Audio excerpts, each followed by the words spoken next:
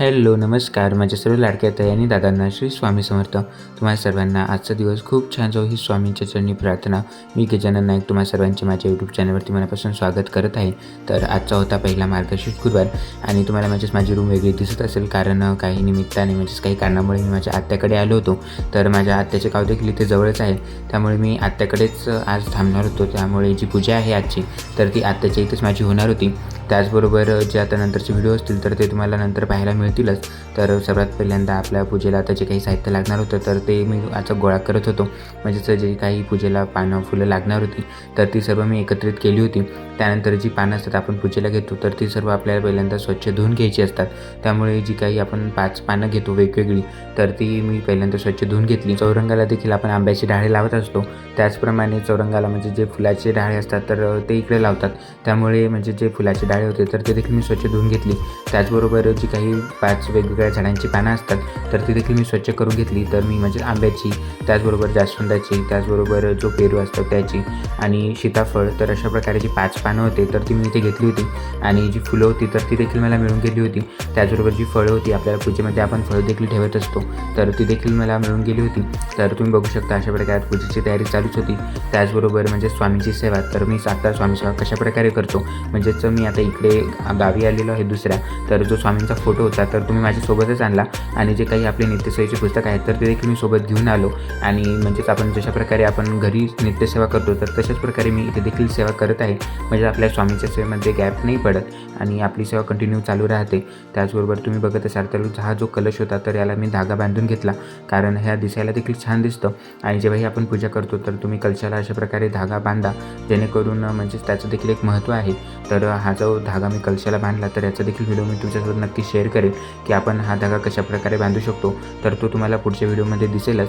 तर जे काही आता पूजेचं साहित्य होतं तर ते सर्व मी एकत्रित जमा करून घेतलं. यानंतर सर्वात महत्त्वाचं काम जेव्हाही आपले गुरुवार किंवा शुक्रवारची आपण जेव्हा महालक्ष्मी देवीची सेवा करतो तर आपल्याला हळदीचं लेपन करायचं असतं उंबरठ्यावर.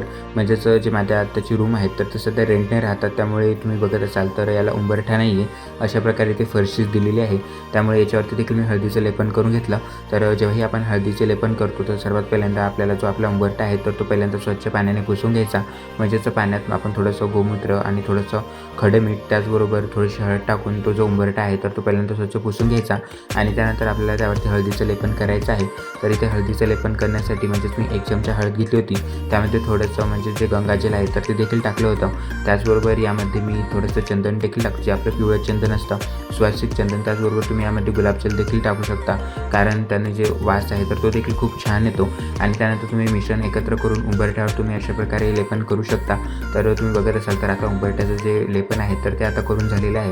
त्याचबरोबर जे रांगोळीचे स्वास्तिक आहे तर ते देखील मी काढून घेतलं आणि त्यामध्ये छोटीशी डिझाईन देखील काढून घेतली, कारण ते दिसायला देखील खूप छान दिसत होती. त्याचबरोबर साईडला मी छोटीशी रांगोळी देखील काढून घेतली, कारण जेव्हाही आपण आपल्या घरामध्ये पूजा करतो तर तुम्ही नक्की आवर्जून अशा प्रकारे उंबरठ्याचं जे पूजन आहे तर ते नक्की करत जा, कारण जेव्हाही आपल्या घरामध्ये लक्ष्मी येते तर ती उंबरठ्या ओलांडूनच येते. त्यामुळे तुम्ही अशा प्रकारे जो तुमचा उंबरठा आहे तर तो सजवून ठेवला तर आपला उंबरठा देखील दिसायला खूप छान दिसतो. आणि त्यानंतर मी पूजेची जी मांडणी आहे तर ती करण्यासाठी सुरुवात केली. तर जो व्हिडिओ आहे पूजेच्या मांडणीचा तर तो तुम्हाला दिसणार नाही, कारण जे ट्रायपॉड आहे ज्याने मी व्हिडिओ शूट करतो तर ते माझ्या रूमवरच राहिलं होतं. त्यामुळे मी तुमच्यासोबत असाच व्हिडिओ शेअर करत आहे आणि तुम्हाला माहिती देणार की कशाप्रकारे मी पूजा मांडणी केली. तर सर्वात पहिल्यांदा जिथे आपल्याला पूजा मांडायची असते तर ती जागा आपल्याला स्वच्छ पुसून घ्यायची. त्यानंतर त्यावरती तुम्ही चौरंग किंवा जो काही पाठ तुम्हाला ठेवायचा असेल तर तो तुम्ही ठेवू शकता. सर्वात पहिल्यांदा मी खालती स्वास्तिक काढून घेतलं, स्वास्तिकची देखील पूजा करून घेतली आणि त्यावरती जो चौरंग आहे तर तो मी इथे ठेवून घेतला. त्यानंतर जो लक्ष्मीदेवीचा फोटो होता तर तो देखील मी इथे ठेवून घेतला. सर्वात पहिल्यांदा आपल्याला दीपपूजन करायचं असतं. तर तुम्ही बघत असाल तर मी एक तेलाचा दिवा लावलेला आहे. आणि त्याचबरोबर जेव्हा आपण महालक्ष्मी देवीची सेवा करतो तर तेव्हा तुम्ही तुपाचा दिवा नक्की लावा, जेणेकरून जे माता लक्ष्मी आहे तर त्यांना तुपाचं दिवा खूप प्रिय आहे. त्यामुळे जेव्हाही तुम्ही महालक्ष्मी देवीची सेवा करता तर तेव्हा तुम्ही तुपाचा दिवा नक्की लावा. दिवा प्रज्वलित करून घेतल्यानंतर मी पूजा मांडणीसाठी सुरुवात केली. सर्वात पहिल्यांदा आपल्याला गणपती बाप्पांची पूजा करून घ्यायची आणि त्यानंतर आपल्याला सेवेला सुरुवात करायची आहे. तर जी गणपती बाप्पांची मूर्ती होती तर तिच्यावर देखील मी अभिषेक करून घेतला आणि त्यानंतर ती पूजेमध्ये मी ठेवली. त्याचबरोबर जी महालक्ष्मी देवीची मूर्ती होती तर तुम्ही बघत असाल तर पितळेची महालक्ष्मी देवीची मूर्ती आहे तर ती देखील मी इथे पूजेमध्ये ठेवून घेतली. त्यानंतर जो हार मी तयार केला होता देवीच्या फोटोसाठी तर तो मी देवी यायला परिधान करून घेतला. त्यानंतर जो कलश होता तर तो देखील मी इथे ठेवून घेतला, खालती आपल्याला अष्टदल कमळ काढायचा. जर तुम्हाला माहिती नसेल अष्टदल कमळ कसं काढायचं तर तुम्ही कमेंटमध्ये नक्की विचारा. म्हणजे जो पुढचा व्हिडिओ आहे तर तो मी तुमच्यासोबत शेअर करेल की आपण अष्टदल कमळ कशाप्रकारे काढू शकतो. तर मी अष्टदल कमळ काढून घेतलं, त्यावरती मी जो कलश होता तर तो ठेवला. त्याला देखील मी हळदी कुंकू लावून घेतलं. त्यामध्ये आपल्याला 1 रुपया, 1 सुपारी, थोड्याशा अक्षता, 1 फूल, दुर्वा टाकायच्या आहेत आणि त्यामध्ये आपल्याला जी 5 आपण डाळे घेतलेली आहेत किंवा 5 प्रकारची 5 आपण पानं घेतो, म्हणजेच प्रत्येकी 5-5 पानं अशी आपण घेतो. तर ती आपल्याला इथे कळसाला लावून घ्यायची आणि त्यावरती आपल्याला श्रीफळ ठेवायचा आहे, म्हणजेच जो नारळ आहे तर तो ठेवायचा आहे. आणि हा जो नारळ आहे तर प्रत्येक गुरुवाराला आपल्याला याच नारळाचा यूज करायचा आहे आपल्या पूजेमध्ये.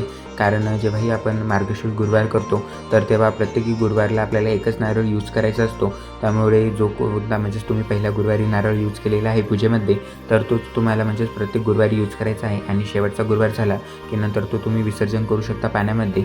आणि जे काही पूजेचं साहित्य आहे तर ते देखील तुम्ही नदी म्हणजेच वाहत्या पाण्यामध्ये विसर्जन करू शकता. त्याचबरोबर जो म्हणजेच मालफिंडीचा फोटो होता तर त्याला देखील मी हळदी कुंकू लावून घेतला. त्यानंतर जी फळं होती तर ती देखील मी बाजूला ठेवून घेतली. त्याचबरोबर म्हणजेच माता लक्ष्मीला प्रिय अशा वस्तू म्हणजेच गोमती चक्र, त्याचबरोबर कमळगट्टा, त्याचबरोबर कवड्या, तर ते देखील म्हणजेच 5-5 अशा प्रकारे मी पूजेमध्ये ठेवून घेतला. त्यानंतर जो तुपाचा दिवा होता तर तो देखील मी लावून घेतला आणि थोडंसं डेकोरेशनचा भाग म्हणून जे गंगाळ होतं तर ते देखील मी इथे ठेवून घेतलं. आणि ज्या पाकळ्या होत्या म्हणजेच झेंडूच्या फुलांच्या पाकळ्या मी केल्या होत्या थोडंसं डेकोरेशन करण्यासाठी, तर ते देखील मी करून घेतलं. आणि सर्व पूजा मांडणी झाल्यानंतर म्हणजे जी कथा वाचन होती तर ती देखील आता करून झालेली आहे, तुम्ही बघू शकता. अशा प्रकारे जो पहिला गुरुवार होता तर त्याची पूजा मांडणी मी केलेली आहे. आणि जे आता समोरचे म्हणजे दुसरा, तिसरा, चौथा तर हे गुरुवार आपले अजून राहिलेले आहेत. तर ते तुम्हाला म्हणजे दिसतीलच नवीन व्हिडिओ. म्हणजेच जो व्हिडिओ मी तुमच्यासोबत शेअर केला होता पूजेच्या साहित्याचा, म्हणजेच गुरुवारसाठी मी काय काय नवीन खरेदी केली होती तर त्यांचा यूज आपण कशाप्रकारे करावा तर ते तुम्हाला पुढच्या व्हिडिओमध्ये दिसेलच. आणि जे काही मी नवीन मुकुटे देखील घेतले होते तर ते देखील मी पूजेमध्ये यूज करेल. तर अशा प्रकारे जी आजची सेवा होती तर ती आता करून झालेली आहे. याचबरोबर आजचा गुरुवार होता त्यामुळे जी स्वामींची सेवा आहे तर ती देखील मी करून घेतली होती. म्हणजेच जो महाराजांचा फोटो मी आणला होता सोबत तर तो मी इथे देवघरामध्ये ठेवलेला आहे. आणि जे म्हणजेच आपले नित्यसेवेचे पुस्तक आहे तर त्यातील देखील अध्याय मी वाचून घेतले. म्हणजेच पहिला, दुसरा आणि तिसरा अशा प्रकारे आज गुरुवार होता त्यामुळे पहिले 3 अध्याय वाचायचे होते तर ते देखील मी वाचून घेतले. आणि जे आपल्या नित्यसेवेच्या पुस्तकामध्ये आपल्या जे स्तोत्र मंत्र आहेत तर ते देखील मी कंप्लीट करून घेतले. आणि त्यानंतर आरती करून घेतली. आणि अशा प्रकारे आजची जी सेवा होती तर ती आता माझी करून झालेली आहे. तुम्हाला माझा आजचा सेवेचा व्हिडिओ कसा वाटला, तुम्हाला मी केलेली पूजा मांडणी कशी वाटली कमेंटमध्ये नक्की सांगा. या दिवशी आपल्याला उपवास देखील करायचा असतो, म्हणजेच सकाळपासून आपल्याला उपवास धरायचा असतो आणि रात्री म्हणजे जी आपण पूजा मांडणी केली आहे तर देवी आईला नैवेद्य दाखवून आपण आपला उपवास सोडू शकतो. तर अशा प्रकारे हे जे गुरुवारचे व्रत आहे तर ते आपण कंटिन्यू करू शकतो. तुम्हाला माझा आजचा व्हिडिओ कसा वाटला कमेंटमध्ये नक्की सांगा. व्हिडिओ आवडला असेल तर लाईक, शेअर आणि सबस्क्राईब करायला विसरू नका. भेटूया अशाच नवनवीन माहितीपूर्ण व्हिडिओसोबत. तोपर्यंत सर्वांना पुन्हा एकदा श्री स्वामी समर्थ.